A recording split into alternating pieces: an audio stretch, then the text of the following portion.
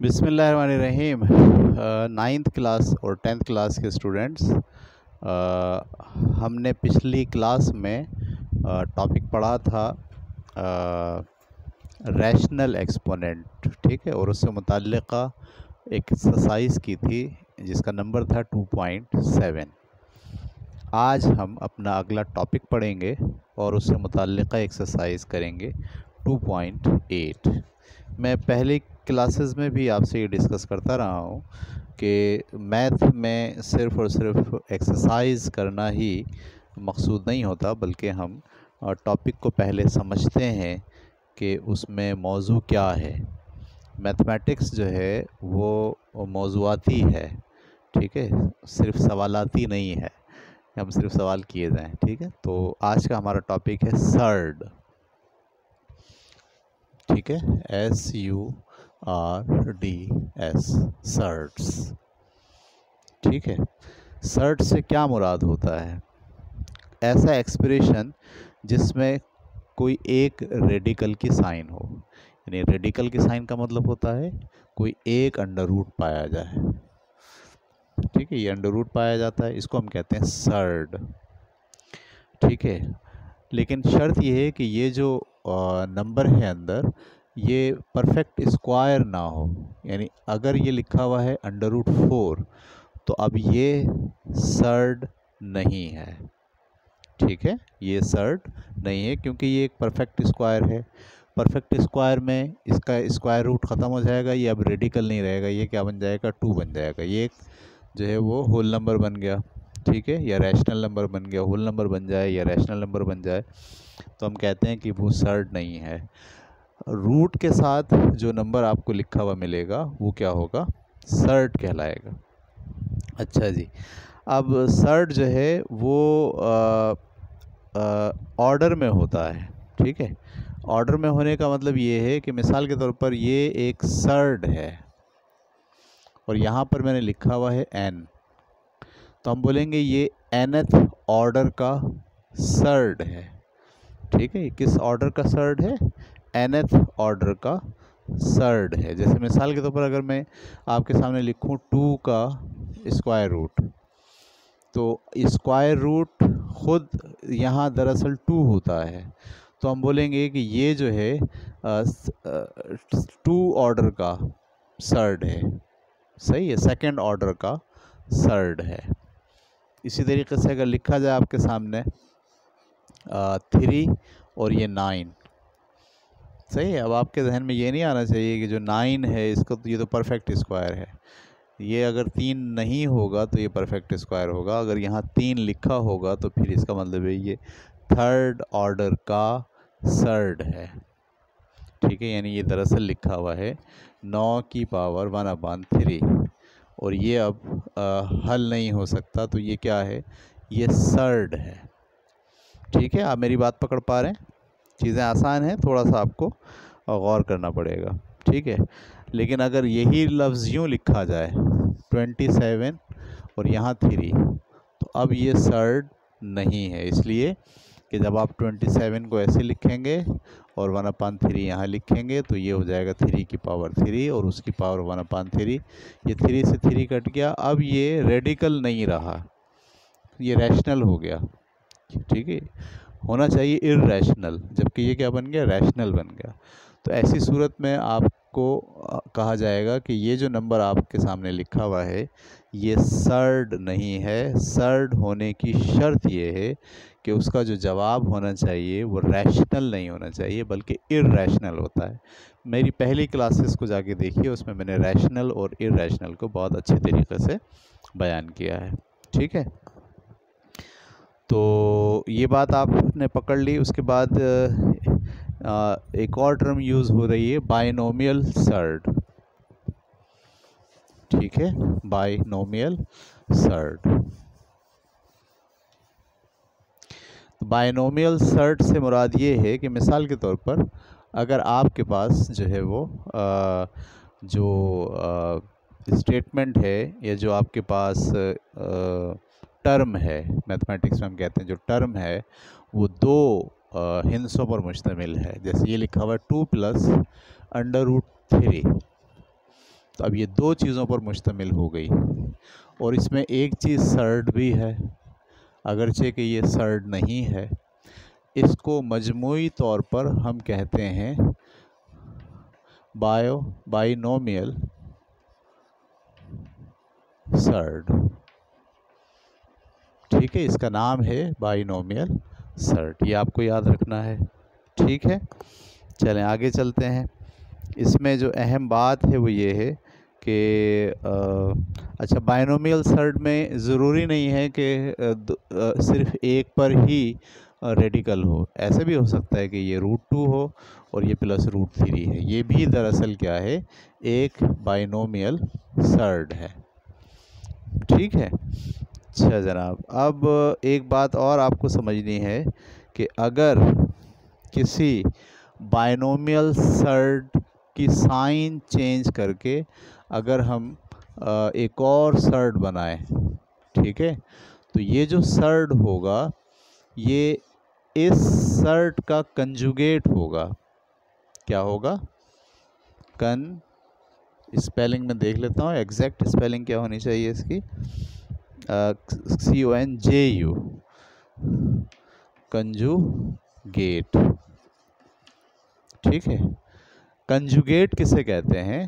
जो binomial surd है, अगर वो प्लस के साथ है तो उसका माइनस वाला दरअसल उसका कंजुगेट कहलाएगा। ठीक है, और कंजुगेट ये इसका कंजुगेट है और ये इसका कंजुगेट है। ठीक है, अगर मैं ये वाली टर्म को बुनियादी टर्म मान लूँ तो इसका कंजुगेट ये है, और अगर मैं इसको बुनियादी टर्म मान लूँ तो इसका कंजुगेट ये है। दो कंजुगेट का मल्टीपल हमेशा एक रैशनल नंबर होता है, सर्ड नहीं होता। ठीक है, यानी मैं जब भी इन दोनों को मल्टीप्लाई करूँगा, जैसे इस वाले केस में ही अगर आप देखें कि मैं अगर इसको मल्टीप्लाई करता हूँ, ये प्लस में और माइनस में है, तो √2 का स्क्वायर माइनस √3 का स्क्वायर, यहाँ से 2 आ जाएगा, यहाँ से क्या आ जाएगा, 3 आ जाएगा, 2 में से 3 गया माइनस का 1। ये एक रेडिकल नहीं है, ये एक इर्रेशनल नंबर नहीं है, रैशनल है। तो इसका मतलब है 2 ऐसे दो बाइनोमियल सर्ड जो एक दूसरे के कंजुगेट हों, उनको जब हम मल्टीप्लाई करते हैं तो उसका जवाब हमेशा एक नॉन सर्ड जो है वो टर्म आती है, जिसको हम कहते हैं रैशनल टर्म। ठीक है, तो ये जनाब हो गया। नतीजा क्या निकला? Product of a conjugate pair of binomial surd is a rational number. ये नतीजा है इसका। क्या? Product of a conjugate pair of binomial surd. ठीक है, बाइनोमियल सर्ड के कंजुगेट के पेयर का मल्टीपल हमेशा अ रैशनल नंबर होता है।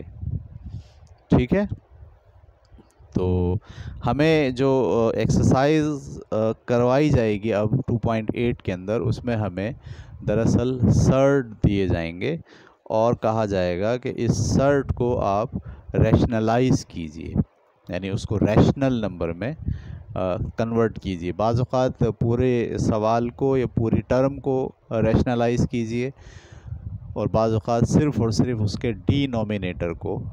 ठीक है, डिनोमिनेटर का मतलब होता है नीचे वाला जो नंबर है। फ्रैक्शन के अंदर एक ऊपर वाला होता है और एक नीचे वाला होता है। जो नीचे वाला होता है उसे कहते हैं डिनोमिनेटर।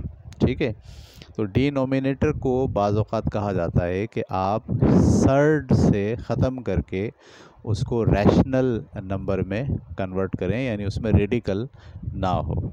ठीक है, तो ज़्यादातर जितने सवाल हैं 2.8 में, उसका मौजू ही यही है कि अगर आपको एक अदद सर्ड दे दिया जाए और आपसे कहा जाए कि इस सर्ड को रैशनलाइज़ कीजिए, तो आप उसको कैसे रैशनलाइज़ करेंगे, एक सर्ड को कैसे ख़त्म करके एक नंबर में कन्वर्ट करेंगे।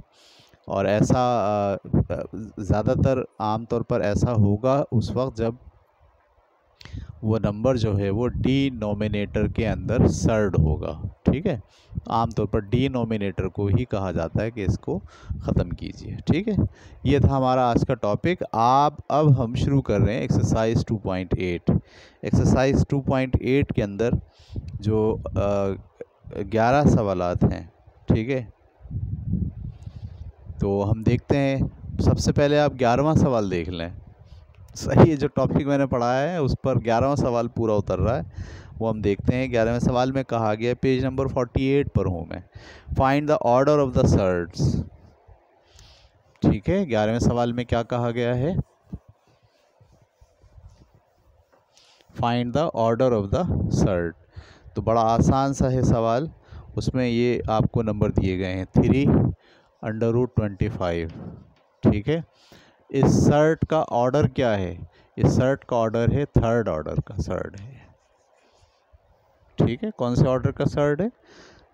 थर्ड ऑर्डर का। इसी तरीके से एक और सवाल लिखा हुआ है 4√25। तो ये किस ऑर्डर का? फोर्थ ऑर्डर का सर्ड है। तो ये तो 11वां सवाल बहुत ही आसान है 2.8 का।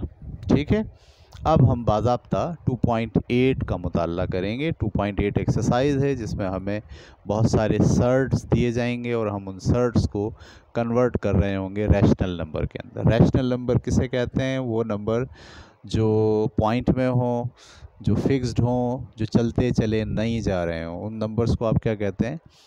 Rational number. ठीक है, जैसे मिसाल के तौर पर हम लिखें 1/3। 1/3 को जब आप डिवाइड करेंगे जवाब आएगा 0.333333। ये कभी ख़त्म नहीं होगा। ठीक है, तो ये दरअसल एक इर्रेशनल नंबर है। ये दरअसल एक इर्रेशनल नंबर है। अगर ये कहीं जैसे 1/4 लिखा है, ठीक है, ये 0.25 हो गया, ये रुक गया, आगे नहीं बढ़ रहा, तो इस नंबर को भी हम कहेंगे रैशनल। अगरचे कि ये भी फ्रैक्शन है, ये भी फ्रैक्शन है, लेकिन ये ऐसी फ्रैक्शन है जो कभी ख़त्म नहीं होती, जो नंबर बढ़ता ही चला जा रहा है, इसलिए इसको कहते हैं ये इर्रेशनल नंबर है। और ये क्योंकि एक जगह पे फिक्स्ड हो गया, आपको पता चल गया ये क्या नंबर है, तो इसे कहते हैं रैशनल। ठीक है, तो अगली जो एक्सरसाइज हम कर रहे हैं 2.8, हम शुरू करते हैं 2.8।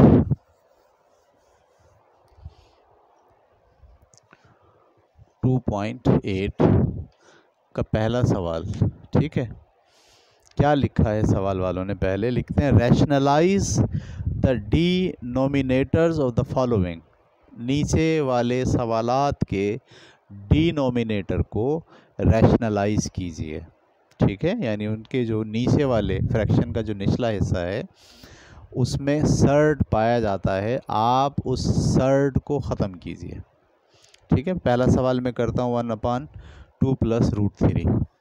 1/2 + √3 ये डिनोमिनेटर है, इसके अंदर ठीक है एक सर्ट पाया जाता है और हमसे कहा गया है कि सर्ट को आप ख़त्म करें।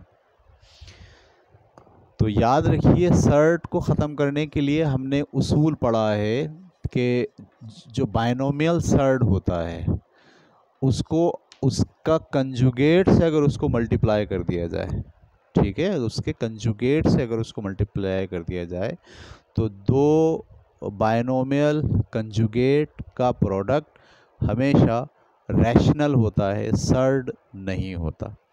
इस उसूल के तहत हम क्या करेंगे, इसको अगर मल्टीप्लाई कर दिया जाए इसके कंजुगेट से 2 - √3 से।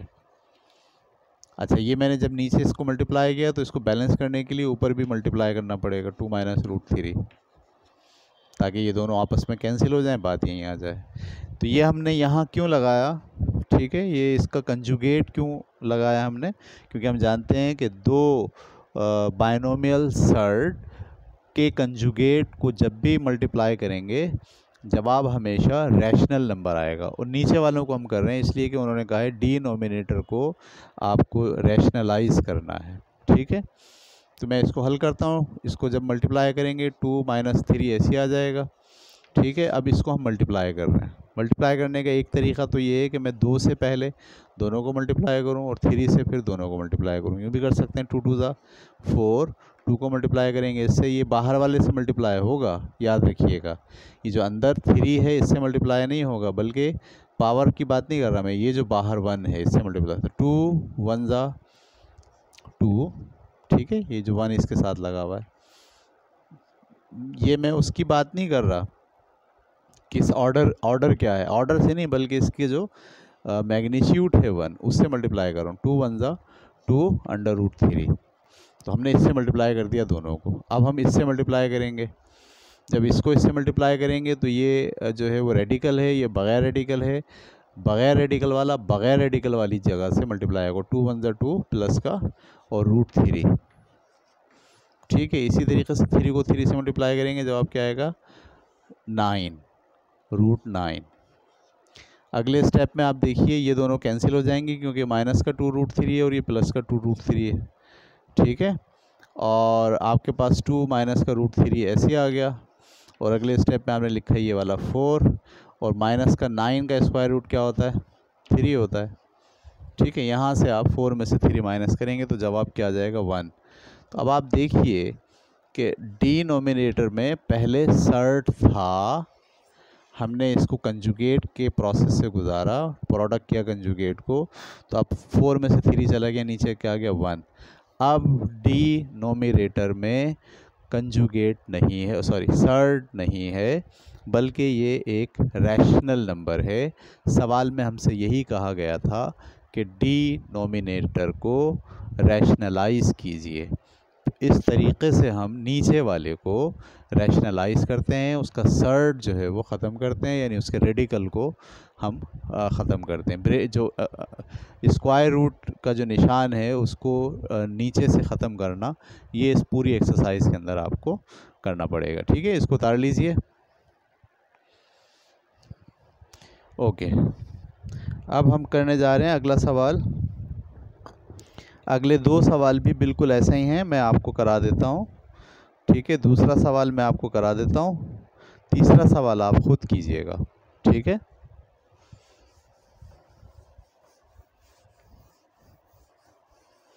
चलिए जनाब, दूसरा जो पार्ट है पहले सवाल का वो है 1/3 माइनस का 2√2। तो इसमें भी देखिए आप, ये जो डिनोमिनेटर है ये सर्ड है, हमें इसका सर्ड ख़त्म करके इसे रैशनलाइज करना है। इसके लिए मैं क्या कर रहा हूँ, इसका जो कंजुगेट है वो होगा 3 + 2√2, उससे इसको मैंने मल्टीप्लाई भी किया और उससे मैं इसको डिवाइड भी किया और फिर मैं मल्टीप्लाई भी कर रहा हूँ 2√2। ये इससे मल्टीप्लाई होकर ऐसे आ जाएगा 3 + 2√2, ठीक है। अच्छा, एक दफ़ा चीज़ माइनस में हो और एक दफ़ा चीज़ प्लस में हो, तो एक उसूल हम याद रखें, एक दफ़ा कोई चीज़ अगर प्लस में है और एक दफ़ा कोई चीज़ माइनस में है, दो चीज़ें बाइनोमियल टर्म, एक प्लस में एक माइनस में, और दोनों प्रोडक्ट हो रही हों, तो हम क्या करते हैं, वैसे तो हमने पूरा सीखा है, ए को ए से देंगे तो A², ए को बी से देंगे तो क्या आ जाएगा AB, फिर बी को ए से देंगे तो क्या आ जाएगा AB, और बी को बी से मल्टीप्लाई करेंगे तो क्या आ जाएगा B²। ये AB और प्लस का AB और माइनस का AB कैंसिल हो जाता है, तो बचता क्या है A² माइनस का B²। यहाँ से हम एक नतीजा निकाल रहे हैं, वो नतीजा ये है कि अगर कोई दो बाइनोमियल टर्म प्रोडक्ट हो रही हों और वो दोनों एक दूसरे के कंजुगेट हों, तो आप प्लस वाली को भूल जाते हैं और माइनस वाले पे स्क्वायर कर देते हैं, ठीक है। ये हमने उसूल बना लिया अब आसान करने के लिए। हर बार हम मल्टीप्लाई नहीं करेंगे, बल्कि दो ऐसे कंजुगेट, बाइनोमियल कंजुगेट जो आपस में मल्टीप्लाई हो रहे हों, उसमें कैंसिलेशन होती है और आखिर में वो चीज़ बचती है जो माइनस के स्क्वायर होते हैं। तो हम ऑलरेडी क्या करेंगे, डायरेक्टली A + B को छोड़ दिया करेंगे और माइनस वाले पे स्क्वायर कर दिया करेंगे, ठीक है। यही प्रोसेस मैं यहाँ कर रहा हूँ। ये भी दोनों क्या हैं, ये दोनों बाइनोमियल सर्ट के कंजुगेट हैं एक दूसरे के, और ये दोनों भी मल्टीप्लाई हो रहे हैं। तो मैं प्लस वाले को छोड़कर ये जो माइनस वाला है इस पे स्क्वायर कर ले रहा हूँ इस उसूल के तहत, ठीक है। अगले स्टेप में 3 + 2√2 ऐसे आ गया, 3 का स्क्वायर 9 होता है, माइनस का साइन, ये 2 का स्क्वायर इस पे भी है, ये 2 इस पे भी है स्क्वायर। जब ये इस पे स्क्वायर होगा तो ये बनेगा 4, और जब ये इस पर होगा तो रूट से स्क्वायर कैंसिल होकर आ जाएगा 2। अगले स्टेप में 3 + 2√2 डिवाइडेड बाय 9 माइनस का 4 में से 2 गया 8, ठीक है। और अगले स्टेप में 3 + 2√2 डिवाइडेड बाय 9 में से 8 गया 1।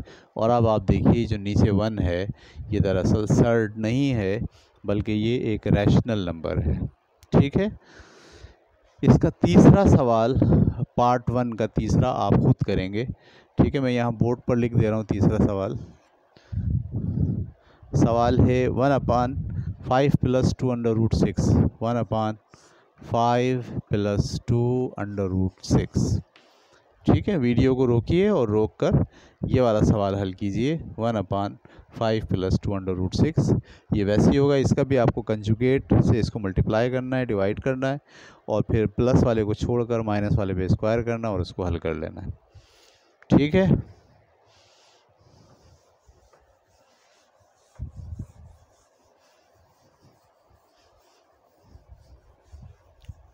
चलें भाई, अब हम जा रहे हैं इसके क्वेश्चन नंबर 2 के ऊपर। क्वेश्चन नंबर 2 में लिखा हुआ है इफ़ x = 2 माइनस का √3, ये बाइनोमियल सर्ड आपको दिया हुआ है। Find the value of x + 1/x and x² + 1/x²। मैं सवाल यहाँ लिखता हूँ इफ़, ये दूसरे सवाल का पहला पार्ट है। इफ़ x = हमें x क्या दिया हुआ है, 2 माइनस का √3, ये एक बाइनोमियल सर्ड दिया हुआ है, और हमसे कहा गया है कि मालूम कीजिए x + 1/x की वैल्यू। फाइंड x + 1/x, ये आपको मालूम करना है क्या होगा, और दूसरा आपको मालूम करना है कि x² + 1/x² क्या होगा, एंड x² प्लस का 1/x² क्या होगा, ठीक है। तो सर्ड का ऑपरेशन कर रहे हैं अब हम, ठीक है। तो ये देखिए x की वैल्यू हमें दी गई है, हमसे कहा गया इन दोनों को जमा करें, x को और 1/x को। 1/x की वैल्यू नहीं दी गई, लिहाजा सबसे पहले हम 1/x मालूम करेंगे। क्या मालूम करेंगे? 1/x मालूम करेंगे, ठीक है। 1/x मालूम करने के लिए मैंने 1 ऐसे लिखा, नीचे x लिख दिया, ठीक है। तो 1 ऐसे लिख दीजिए और x की जगह 2 माइनस √3। अब देखिए फिर डिनोमिनेटर के अंदर आपके पास एक रेडिकल आ गया है, ये एक सर्ड आ गया है, इसको हमें ख़त्म करना है। ख़त्म करने के लिए हम क्या करेंगे, 1/2 माइनस का √3, इसका कंजुगेट को मल्टीप्लाई करेंगे 2 + √3 से, और डिवाइड भी करेंगे 2 + √3 से, ठीक है। तो ये तो ऊपर वाला मल्टीप्लाई होके ऐसे आ जाएगा प्लस का 2/√3। ये क्योंकि दो कंजुगेट का प्रोडक्ट है, प्लस वाला छोड़ के माइनस वाले पे क्या कर लें आप, स्क्वायर कर लें, -√3 का स्क्वायर। तो ये आ गया आपके पास 2 + √3, और नीचे आ गया 4, और यहाँ से स्क्वायर से रूट कैंसिल हो गया 3 आ गया। ये चल क्या रहा है 1/x, तो 1/x की वैल्यू क्या आ गई, 1/x बराबर है 2 प्लस का √3, और नीचे 4 में से 3 गया 1 हम नहीं लिखते। इस तरह से 1/x की वैल्यू हमने क्या निकाल ली, 2 प्लस का √3। अब आइए इस सवाल को हल करने की तरफ, ये वाला सवाल। नाउ x + 1/x क्या होगा, ठीक है। तो हम क्या करते हैं, x की जगह पर x की वैल्यू रखिए 2 + 2 माइनस, ये जो x की वैल्यू है वो क्या है, 2 माइनस √3 है, ठीक है। ये मैंने x की जगह लिखा, ये वाला प्लस मैंने ऐसे ही उतारा, ये वाला प्लस, और ये क्या वैल्यू है, ठीक है। ये x की जगह x की वैल्यू रखी, प्लस का साइन ऐसे ही उतारा, और 1/x की जगह अभी जो हमने वैल्यू निकाली है 1/x की 2 + √3, वो हम यहाँ लिखेंगे 2 + √3। अब इसको हम सिंपल ऑपरेशन के ज़रिए हल करेंगे। ये माइनस के √3 से प्लस का √3 कैंसिल हो गया, और हमारे पास 2 और 2 को ऐड कर लेंगे तो 4 आ गया। इसका मतलब है x + 1/x बराबर है किसके, 4 के। ठीक है, बहुत आसान सवाल है, लेकिन ये कि हमें प्रैक्टिस करनी है। जितना हम करेंगे, जितना हम सवाल को सॉल्व करने के लिए बार बार करेंगे, उतना ही हमारा जहन खुलेगा और हमें सवाल करना आसान लगेगा। देखिए, सबसे इम्पॉर्टेंट चीज़ होती है कॉन्फिडेंस, और जो कॉन्फिडेंस होता है मैथमेटिक्स में वो आता ही जब आप प्रैक्टिस करते हैं। ठीक है, सिर्फ जान लेना मैथमेटिक्स नहीं होता। ठीक है, जानने के बाद उसको ऑपरेशनल करना, आप खुद उसको हल कर सकें, किसी नतीजे तक पहुंचा सकें, किसी सवाल को, किसी प्रॉब्लम को हल करके जवाब निकाल सकें, ये आपको देता है कॉन्फिडेंस। वरना सिर्फ नॉलेज होती है, कॉन्फिडेंस आपका नहीं होता। तो ये हमारे पास एक वैल्यू आ गई जो हमसे कहा गया था वैल्यू मालूम करें इसकी। अगली वैल्यू हमसे कहा गया था मालूम कीजिए एक्स स्क्वायर प्लस 1/x² की। तो हम अगली वैल्यू के लिए अब काम करने जा रहे हैं। Now for x² plus 1/x²। इसके लिए इसे हम इस्तेमाल कर सकते हैं x plus 1/x is equal to 4। हम इस पर क्या करें, दोनों जानिब स्क्वायर कर दें। दोनों जानिब क्या कर दें, स्क्वायर लिखें, बाज़ाब्ता लिख दें स्क्वायरिंग बोथ साइड। और ऐसे भी हम कर सकते हैं कि दोनों जानिब हमने क्या करा, एक्स को। अब इस पर हम फार्मूला लगा रहे हैं a प्लस बी का होल स्क्वायर। सब स्टूडेंट अच्छे तरीके से जानते हैं, नहीं जानते हैं तो इसको देख लीजिए कि a प्लस बी का जो होल स्क्वायर का फार्मूला होता है वो a² plus 2ab plus b² होता है। अभी हम अगली किसी क्लास के अंदर जो है वो जब फार्मूलों पर बात करेंगे तो बहुत डिटेल के अंदर हम इस फार्मूले को देखेंगे कि ये कैसे आया और क्या होता है ये। तो इसके अंदर आप क्या करते हैं, पहले a का स्क्वायर करते हैं, फिर 2 के साथ दोनों को मल्टीप्लाई करते हैं और फिर b का स्क्वायर करते हैं। यही काम मैं इसके साथ करूँगा। ये a है फ़र्ज़ कीजिए और ये क्या है, b है। तो पहले मुझे क्या लिखना है, a का स्क्वायर तो मैं लिख रहा हूँ x का स्क्वायर, फिर क्या है प्लस तो मैंने लिखा प्लस, फिर क्या है 2 तो मैंने लिखा 2, फिर क्या है a की जगह मेरा a क्या है x, और b की जगह मैंने क्या लिखा b 1/x। ठीक है, उसके बाद फिर प्लस, फिर b का स्क्वायर क्या होगा 1/x का स्क्वायर इज इक्वल टू 4 का स्क्वायर कितना होता है 16। ठीक है, 4 का स्क्वायर कितना होता है 16। अगले स्टेप में मैंने लिखा x², ऐसे ही ये वाले x से ऊपर से नीचे वाला x कैंसिल हो गया, तो बाकी क्या बचा प्लस 2 1 जा 2, और प्लस का 1/x² यहाँ से ऐसे आ गया, बराबर है किसके 16 के। ठीक है, अगला स्टेप मैं यहाँ कर रहा हूँ। ठीक है, यहाँ से x² और प्लस x² यहीं रखना है। ये जो प्लस का 2 है, इस प्लस की 2 को हम कहाँ ले जाएंगे, उस तरफ लेके चले जाएंगे। तो मैं लिख रहा हूँ x² एज इट इज़ और प्लस का x² 1/x² as it is, और ये जो प्लस का 2 है इसको यहाँ से उठा के हम वहाँ लेके चले गए, तो ये बना 16 माइनस का 2। तो क्या बचा आपके पास, x² plus 1/x² is equal to 14। Wow, इस तरह से हमने जो हमें कहा गया था कि x प्लस 1/x की वैल्यू मालूम करें वो भी निकाल ली, और फिर हमसे कहा गया था x² प्लस 1, हमने x² प्लस 1/x² की वैल्यू डायरेक्ट नहीं निकाली बल्कि एक टेक्निक इस्तेमाल की, और वो टेक्निक थी स्क्वायर रूट का फार्मूला। क्योंकि स्क्वायर रूट के फार्मूले से हमें ये x कैंसिल हो जाता है और x² और 1/x² की रकम आसानी से मिल जाती है। हम +2 को बाहर लेके जा सकते हैं उस तरफ पलट कर। इस तरह से हमने x² प्लस 1/x² की वैल्यू मालूम कर ली। उतारिए इसे आप। ठीक है, अगला सवाल क्वेश्चन नंबर 3 जो है सेम एज इट इज़ है, बिल्कुल ऐसे ही, सिर्फ x की जगह पर यहाँ पर इस्तेमाल हुआ है p।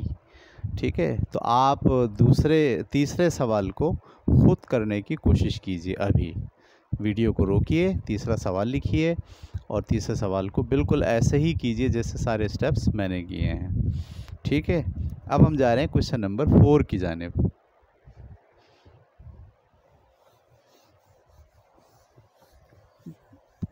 ठीक है, सेकंड क्वेश्चन के 4th पार्ट पे, यह मेरा ख्याल है अलग अलग पार्ट नहीं है, एक ही सवाल को बयान किया गया है। तो क्वेश्चन नंबर 4 जो आपके पास है वो है if q is equal to √2 plus √3। If Q is equal to √2 plus √3। ये भी एक बायनोमियल सर्ड है जिसमें दोनों पर रेडिकल मौजूद हैं। ये दिया हुआ, find the value of Q minus 1/Q, find the value of Q minus 1/Q। इसकी वैल्यू आपको मालूम करनी है और उसके साथ साथ आपको वैल्यू मालूम करनी है Q² plus and Q² plus 1/Q², इसकी वैल्यू मालूम करनी है। ठीक है, तो बहुत आसान है, ये भी वैसे ही है जैसे इससे पहले वाला सवाल किया था, लेकिन क्योंकि माइनस था इस वजह से मैंने आपको समझा कि इसे मैं करा दूं। तो हमें Q की वैल्यू तो दी हुई है लेकिन 1/Q की वैल्यू नहीं दी हुई, लिहाजा हम सबसे पहले कौन सी वैल्यू निकाल रहे हैं, 1/Q। 1/Q में 1 तो मैंने ऐसे लिखा है, इस Q की जगह क्या लिखूँगा, √2 प्लस √3। ये फिर आ गया डिनोमिनेटर के अंदर सर्ड आ गया। ठीक है, इसको हमें ख़त्म करना है, इसके लिए हम क्या करेंगे, 1/2 प्लस √3 और ये भी रूट है, इसका हमें कंजुगेट से इसको मल्टीप्लाई और डिवाइड करना है, √2 माइनस √3 डिवाइडेड बाय √2 माइनस का √3। इसको इससे मल्टीप्लाई कीजिए, जवाब आ जाएगा √2 माइनस का √3। और जब आप इसको इससे मल्टीप्लाई करेंगे तो हमारा उसूल ये है कि हम प्लस वाले को छोड़ देते हैं, माइनस वाले पे स्क्वायर कर लेते हैं। तो माइनस वाले पे स्क्वायर ये होगा 2 का स्क्वायर माइनस का √3 का स्क्वायर। ठीक है, अगले स्टेप में ये वाला √2 ऐसे आ गया, माइनस का √3 ऐसे ही आ गया। 2 का स्क्वायर 4 होता है और स्क्वायर से यहाँ रूट कैंसिल होगा, 3 बचा। तो आपके पास 1/x की वैल्यू क्या आ गई, √2 माइनस का √3 डिवाइडेड बाय 1। अगर ना भी लिखें तो फ़र्क नहीं पड़ता, इसलिए कि डिनोमिनेटर के अंदर 1 नहीं लिख सकते, नहीं लिखा जाता, डिवाइड हो जाता है, 1 का मतलब 1 ही होता है। ठीक है, तो इस तरह से हमें x की वैल्यू मालूम हो गई। अब हम जा रहे हैं फॉर Q, ये सॉरी x नहीं है बल्कि ये 1/Q है। ठीक है, तो Q माइनस का 1/Q बराबर होगा किसके, Q की जगह मैं Q की वैल्यू लिखूँ √2 प्लस का √3, माइनस का साइन ऐसे आ गया, और ये 1/Q की जगह में 1/Q की वैल्यू लिखूँ, लेकिन ब्रैकेट में लिखूँ इसलिए कि बाहर माइनस है और इस माइनस से ब्रैकेट पर असरात होंगे। तो माइनस 1/Q की जगह मैंने क्या लिखा, √2 माइनस का √3। ठीक है, अगले स्टेप में हम इसको हल कर रहे हैं, √2 ऐसे लिखा प्लस √3 ऐसे लिखा, माइनस से ब्रैकेट खोलिए, माइनस का 2 और माइनस माइनस प्लस का √3। यहाँ पर ये वाला माइनस का √2 और ये वाला प्लस का √2 कैंसिल हो गया। ठीक है, अब ये दोनों ऐड हो रहे हैं, 3 और 3 कितने हो गए, 6। तो क्या लिखेंगे, √6 जी नहीं, √6 नहीं लिखेंगे। ठीक है, हमेशा याद रखिए कि ऐसे ये ऐड नहीं होते, जो रेडिकल के अंदर जो नंबर्स होते हैं वो डायरेक्टली ऐड नहीं होते, बल्कि इनके बाहर जो कोफिशिएंट होते हैं वो ऐड होते हैं। तो इसका जो जवाब आएगा वो दरअसल क्या आएगा, 2√3। ठीक है, यानी इसको आपने बेस मान लिया और ये आपके पास कोफिशिएंट है, कोफिशिएंट को आप ऐड करेंगे और जवाब आ जाएगा 2√3। तो ये किसकी वैल्यू आ गई, Q माइनस 1/Q। अब हमें उसकी वैल्यू मालूम करनी है, तो नाउ फॉर Q² प्लस का 1/Q², इसको मालूम करने के लिए हम इसको लेके चलते हैं और इसके दोनों जानिब स्क्वायर कर लेते हैं, इस जानिब भी और 2√3 के उस जानिब भी। ठीक है, तो इसका फार्मूला खोल दीजिए, Q² माइनस का 2Q 1/Q, ये 2a भी मैंने खोला है, प्लस का B² की जगह 1/Q² इज इक्वल टू, इसका स्क्वायर जब इस पे करेंगे तो ये 4 हो जाएगा और जब इस पे करेंगे तो ये सिर्फ 3 रह जाएगा। ठीक है, अगले स्टेप में देखिए क्या होगा, यहाँ से क्या आ गया, Q²। ठीक है, यहाँ से आ गया Q² और यहाँ से क्या आ गया, प्लस का 1/Q²। और ये जो Q और Q था ये कैंसिल हो गया, बाकी यहाँ बचा माइनस का 2। ये माइनस का 2 को हम उस तरफ लेके चले जाएंगे अगले स्टेप पे। माइनस का 2 मैंने अभी यहीं लिखा और यहाँ 4 3 ज़ा 12 आ गया। ठीक है, 4 3 ज़ा 12, Q square as it is. ठीक है, Q square as it is plus का 1 Q square as it is, और ये माइनस का 2 वहाँ जाकर किस में कन्वर्ट हो गया, प्लस के 2 में। लिहाजा बचा अब आपके पास क्यू स्क्वायर प्लस का 1 Q square is equal to 14। ठीक है, इस तरह से हमने क्यू स्क्वायर प्लस 1 क्यू की कीमत माइनस 1 क्यू कीमत भी मालूम कर ली, और उसके साथ साथ हमने Q square plus 1 Q square की कीमत भी मालूम कर ली। तो ये ऑपरेशनल काम हो रहा है सर्ड्स के ऊपर। ठीक है, सर्ड्स कैसे जो है वो रैशनलाइज होते हैं और कैसे रैशनल नंबर में कन्वर्ट होते हैं, उस पर हम काम कर रहे हैं। आज की क्लास में हम क्वेश्चन नंबर 4 तक रखते हैं। इंशाल्लाह अगली क्लास में क्वेश्चन नंबर 5 से लेके क्वेश्चन नंबर 10 तक, क्योंकि 11 तो हम पहले ही कर चुके हैं आज, क्वेश्चन नंबर 5 से लेकर 10 तक अगली क्लास में इंशाल्लाह करेंगे। ओके, अल्लाह हाफिज़।